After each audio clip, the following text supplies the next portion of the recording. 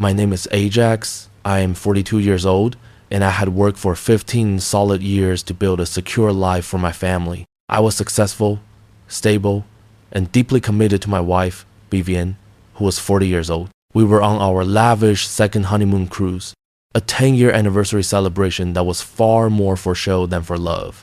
We had 2 young children, Daniel and Clara, whose futures I held as my sacred trust. The entire trip was lavish, paid for entirely by me, and meticulously designed to please her very demanding family, Mr. Sterling, who was 65 years old, and Mrs. Sterling, who was 63 years old, who were also conveniently on board. The evening began with a pre-dinner toast at a private table. As the champagne glasses clicked, Vivienne leaned over to me. She whispered in my ear, her voice low and mocking, "Don't look so stressed, darling. I already spent the kids' college fund on this trip." She laughed, a brittle, high, ugly sound, clearly expecting me to play along with her dark, careless joke. This was not the first time she had mentioned money in a cruel way, but this time felt different. The words hit me with the force of a physical blow, cold and final. I managed to maintain a blank expression, but my heart started a heavy, panic drumming in my chest. The joke was supposed to be a piece of private amusement, a way to needle me in front of her family. But her eyes, usually vibrant and deceptive, held a disturbing flatness, a cold confirmation that she meant what she said. I stared back at her, the laughter of her parents, and the clinking of ice fading to a distant background hum. I realized with sickening clarity that the life I thought was stable was built on a lie, and the woman I trusted was a predator.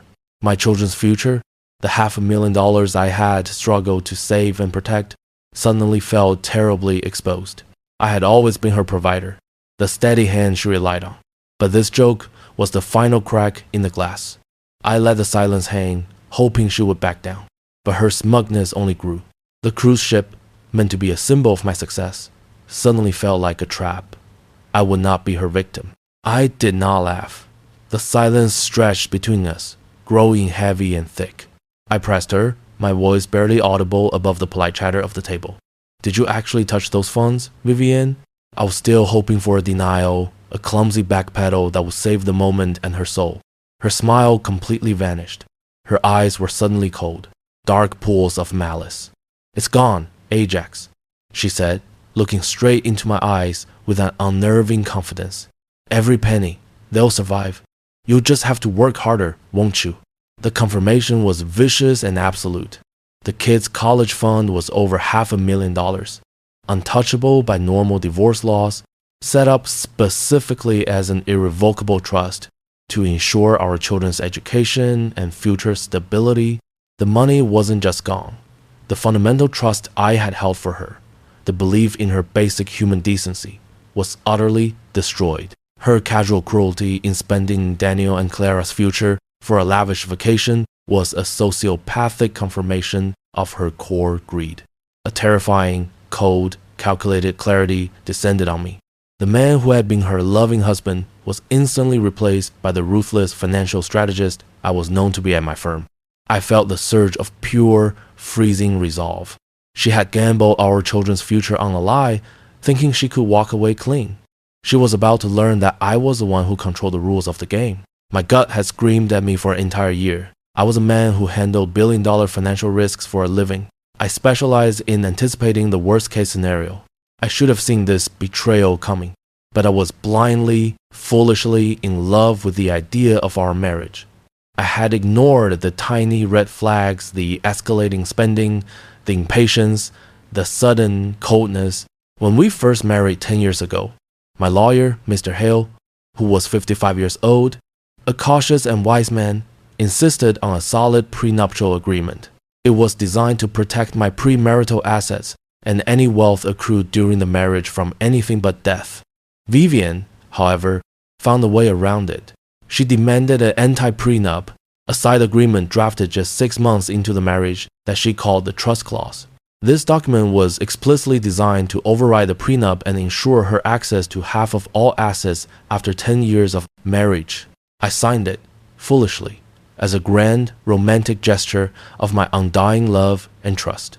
I told myself it was just a piece of paper, a sign of faith. But I was not completely naive. I kept 2 copies of the original legally binding prenuptial agreement, signed and notarized, filed away securely. The trust clause was her weapon, and I let her believe it was loaded and ready to fire. 9 months ago, I had a sudden, terrifying premonition about her escalating greed.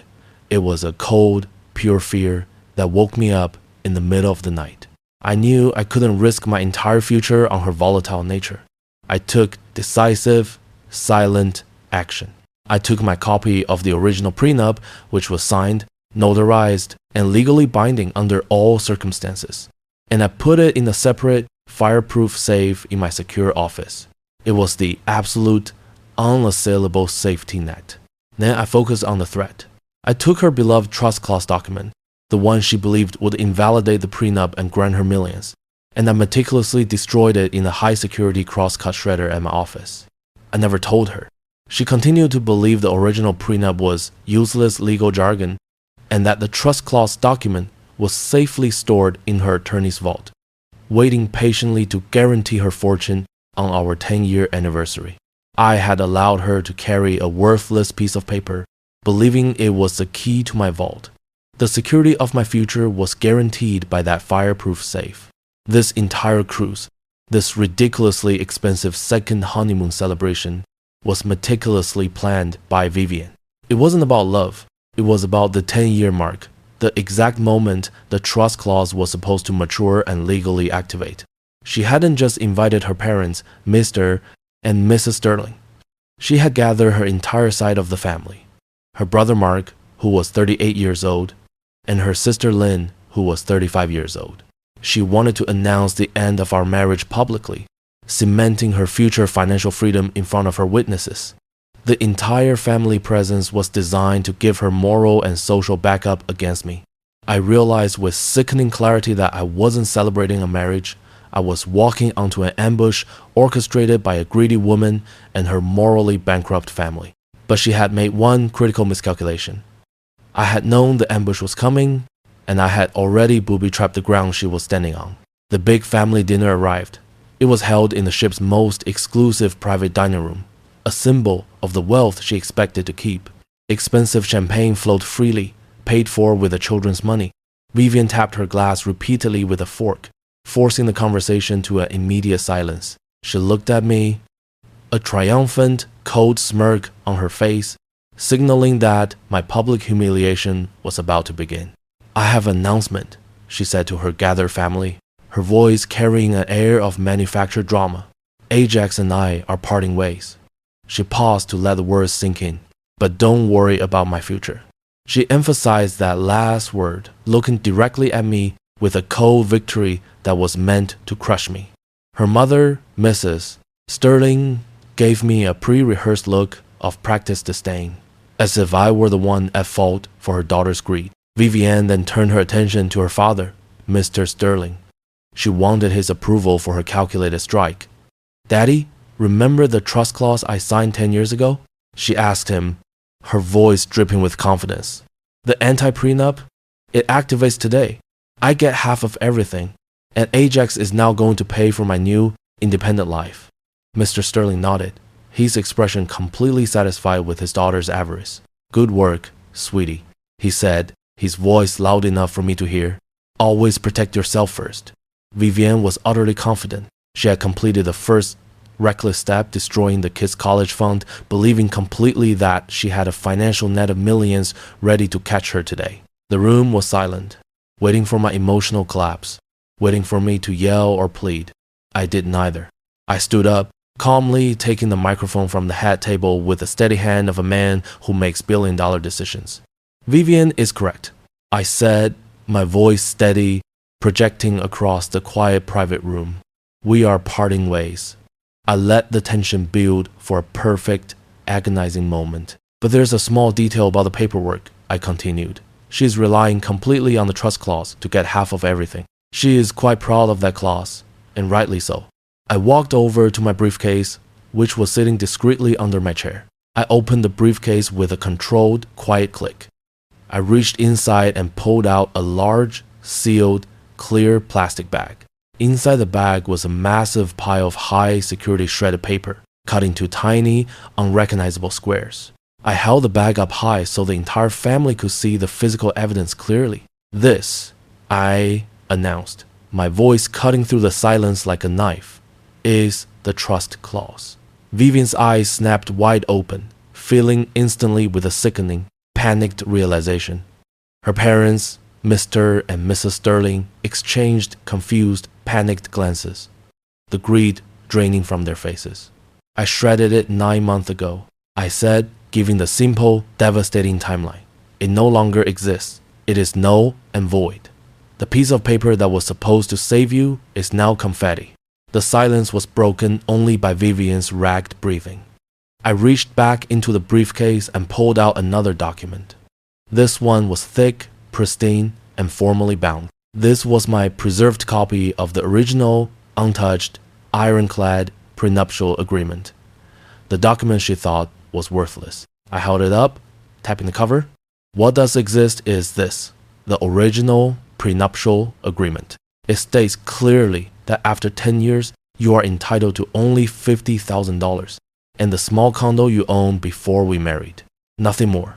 I tapped the document again, emphasizing the finality of the paper. "This is what is legally binding.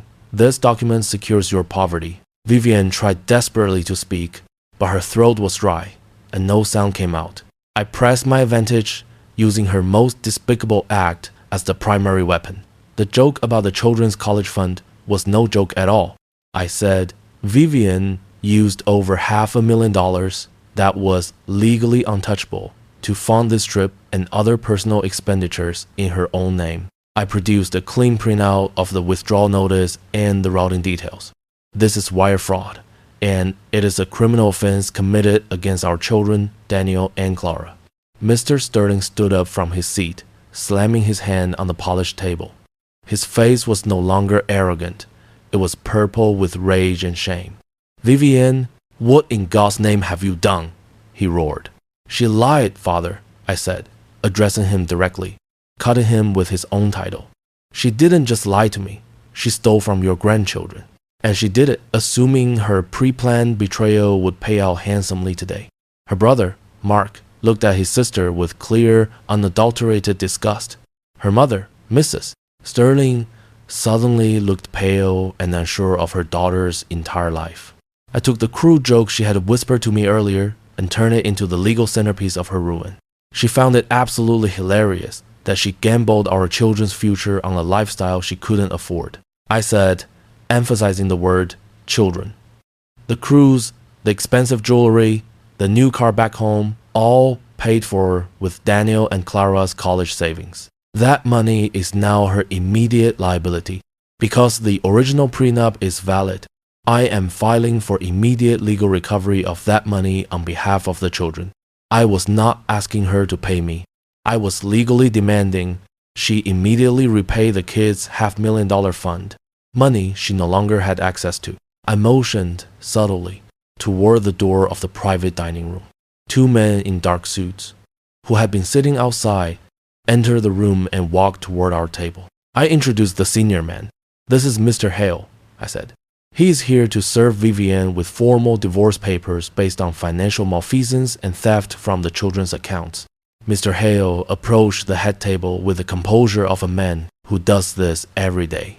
He placed the thick packet of documents directly in front of Vivienne, right next to the bag of shredded confetti. Her fate was now completely sealed and irreversible. I hadn't stopped at the prenup or the trusts. I delivered the final blow to her liquidity. As of 3 hours ago, I announced, speaking directly to her stunned parents, "Your daughter's personal credit cards linked to my accounts have been flagged and frozen. The hotel bill for this cruise and the ticket costs are already paid by me. However, any expenditures from this moment forward are yours alone." The panic in her eyes was total, complete, and fully justified. I had one more layer of revenge, aimed at protecting my children and cementing my moral high ground. I looked at the horrified faces of the Sterling family. "I have also filed for emergency temporary sole custody of Daniel and Clara," I announced. Given the theft of their college fund and the clear instability this demonstrates on Vivienne's part, the courts will likely rule in my favor. You will not be seeing them until the court decides you are fit to manage basic funds. Vivienne finally found her voice again. A choked, desperate, high-pitched sound. You snake, Ajax! You planned this! She screamed. I said I planned for the divorce, I said, correcting her with cold precision. But you planned the betrayal, Vivienne. I merely prepared the consequences for your crime. Her mother started to cry softly, not for me, but for her daughter's devastating, lost future. You ruined me, Vivienne shouted. No, I said, my voice final. You stole from your own children. I simply protected them. I looked one last time at Mr. Sterling. You approved of her taking half of my wealth today. You were a witness to her crime against the children. I hope you enjoy your dinner and your daughter's consequences. The family did not stand up for her. Her brother Mark stood up and walked out of the room immediately without saying a single word to his sister. The witnesses to her planned crime were now witnesses to her complete, public, and embarrassing downfall. I grabbed my briefcase, the one containing the bag of shredded paper and the fully binding prenup. I walked out of the private dining room, leaving the chaos, the crying, and the ruined food behind. Mr.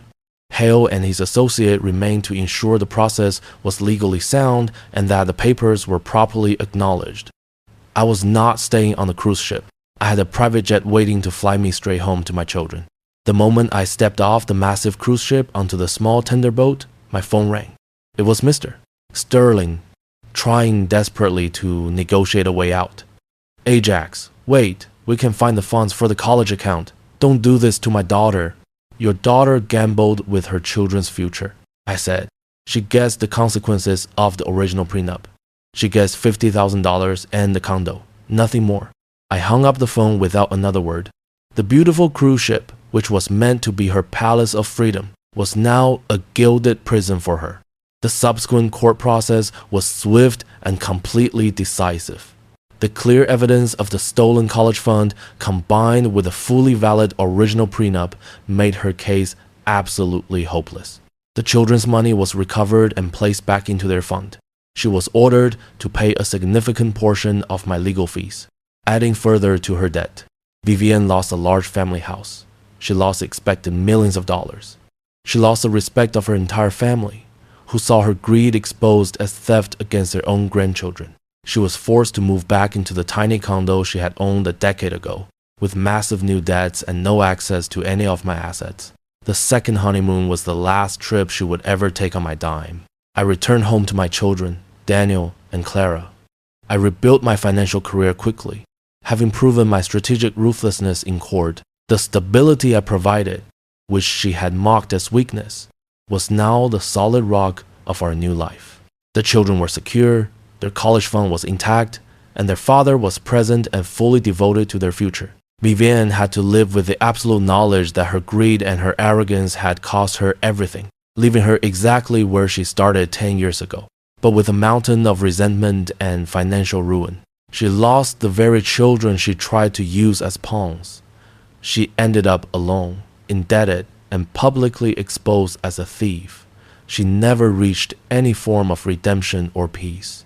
The second honeymoon was my last act of financial management for her, and it was the most profitable one for me and my children. She thought she was celebrating her freedom and imminent wealth. I ensured she was celebrating her total destruction and poverty. I was the victor, the man who knew the law and used her own signed document to ruin her. She destroyed a piece of paper she thought was useless, but I reviewed the piece of paper that made her absolutely worthless.